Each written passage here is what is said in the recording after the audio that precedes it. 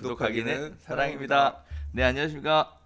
2019년 6월 14일 한 발 앞서 소식을 전하는 고품격 부동산 토크쇼 부동산 별별에서 오신 여러분을 환영합니다. 자, 다섯 번째 이야기 한번 나눠보도록 하겠습니다. 새 부담에도 담담했던 다주택자 드디어 버티기로 결정한 것으로 보여지고 있습니다. 자, 보유과세 기준일이 지난 1일로 종결되면서 세금과 관련된 불확실성이 사라진 다주택자들의 버티기가 계속될 것으로 보여지고 있습니다. 자, 일단 시세가 당분간 하락을 했었잖아요. 거기에 따라서 오히려 다주택자들은 증여하기 좋은 시점을 맞이했던 건 아닌가라는 생각을 하게 되는데 어떻게 보세요? 그러니까 이게 양도소득세 세율이 너무 높으니까 조세 회피를 하는 거예요. 이게 매매로 파는 것보다 증여로 넘기는 게 증여세를 냈다가 파는 게 증여세 자체가 세율 자체가 양도소득세 세율 이 중과 세율보다 낮기 때문에 좀 회피하는 겁니다. 회피 전략을 쓰는 거고 그렇게 해서 나는 장기 보유하겠다 또는 명의를 분산해서 누구한테 줘서 우리 가족이 갖고 있는 게 낫지 않냐 뭐 이제 이런 식으로 해서 선택들을 하고 있는 거고 뭐 6월 들어서 임대사업자 증가했다라고 하는 것도 결국 임대사업자로 들어가는 형태로 해서 다주택을 그냥 유지하는 형태로 포지셔닝 하겠다 그런 모양새들이 나오고 있다는 거죠. 그렇죠. 예. 선생님 말씀해 주신 것처럼 양도소득세 부담 때문에 다주택자가 매도 쪽으로 가닥을 잡지 못하고 임대사업자 등록을 함과 동시에 장기 보유 전략을 선택했다라는 부분이 중요한 포인트인 것 같고요. 또 증여가 굉장히 활발하게 진행됐던 지역들이 고가 주택이 혼재되어 있는 이런 강남이나 용산 지역으로 증여가 굉장히 많이 진행됐다라는 부분들입니다. 또 다주택자들이 이렇게 세금에 대한 부담이 늘어나게 되면 매도 쪽으로 가닥을 잡지 않을까라고 생각을 하였으나 역시 결국 양도소득세에 대한 문턱을 넘지 못하고 결국은 부담스럽더라도 장기 보유로 갈 수밖에 없는 그런 쪽으로 정의를 하게 되는데 연초에는 그래서 팔아야 되냐 사야 되냐 뭐 보유해야 되냐 뭐 이런 얘기들이 굉장히 상담이 많았는데 사실 요새 상담 오신 분들은 어지간하면 다 임대사업자 등록을 다 해가지고 매도에 대한 생각들은 거의 없으시는 것 같아요. 네. 근데 주임사 내면 네. 이제 리스크도 많은데 그러니까. 임사 페널티도 많고 그래서 음. 혜택도 별로 없으면서 참 그래서 고민들을 많이 했었죠. 그래서 연초에 내야 되냐 말아야 되냐. 그래서 우리가 단기 보유하실 생각이면 오랫동안 8년 이상 가져갈 생각이 아니시면 등록하지 마시는 게 좋고 8년 이상 가지고 가시면 파는 게 좋습니다라고 했어. 그런데 양도세를 계산을 해보니까 못 파는 거죠. 팔 수가 없으니까 결국은 팔고 싶어도 팔 수가 없는 상황이 돼버리니 임대사업자 등록을 할 수밖에 없는 결국은 그쪽으로 내몰리게 된 그런 모습들이 보여지고 있는 것 같습니다.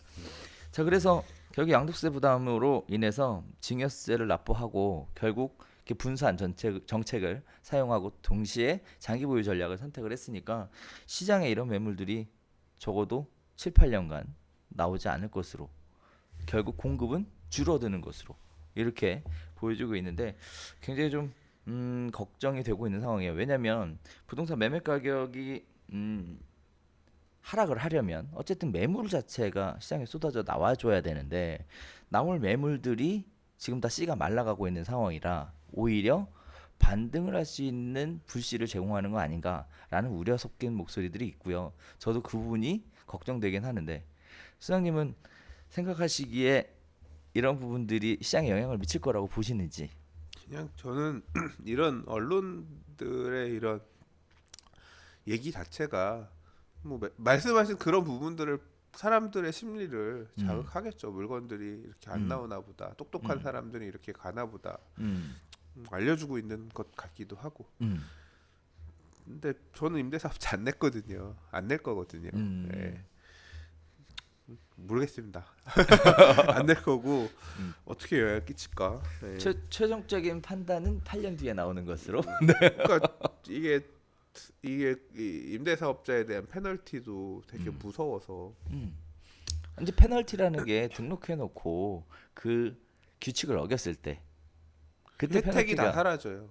음, 혜택도 사라지고 그렇죠. 예, 하는 의미가 없어. 대신 그리고 지키면 되잖아요. 과태료가 되게 막 그러니까 지키는 게 이제 이게 상승장에서는 더 올라갈 것 같으니까 여러 개를 보유하는 게 맞다라고 생각하지만 하락장에서는 먹은 걸 다 토해내야 되거든요. 상승분이 다 빠지고 나서 페널티만 남아 있게 되는 상황이 되는 거니까.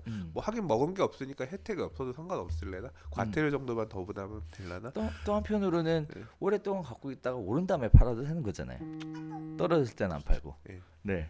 그런 부분들이 있으니까 아무래도 많은 분들이 임대사업자 선택을 하시게 된 것 같아요. 우리 세무사하고도 얘기를 해보면 임대사업자 등록하신 분들이 굉장히 많다고 얘기들을 하시더라고요. 자, 이런 부분들이 저는 개인적으로 이런 생각이 듭니다. 임대사업자 등록을 했다라는 얘기는 결국은 그 어떤 사람이 얼마의 주택, 얼마나 많은 수의 주택을 가지고 있고 또 그 재산 가치가 어느 정도 되고 거기에 따라서 과세를 할 수는 있다고 봐요. 네.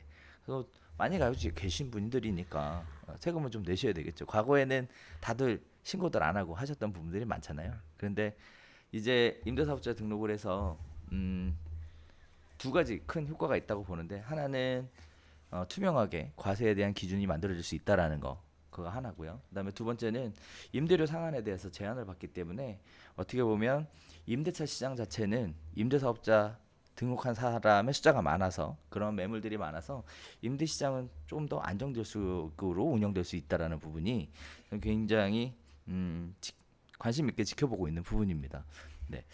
자, 그래서 현재 상황이라면 결국 물량 자체가 시장에 나오지 않으니까 지금 현재 어떻게 보면 약간은 현재도 아직까지는 보합 수준이다라고 보여지고 있는데 이러한 상황은 당분간 좀 계속되지 않을까라는 생각을 좀 해보면서 동시에 재건축이나 청약 쪽으로는 사람들이 더 관심을 갖게 되지 않을까라는 생각이 좀 들고 있습니다.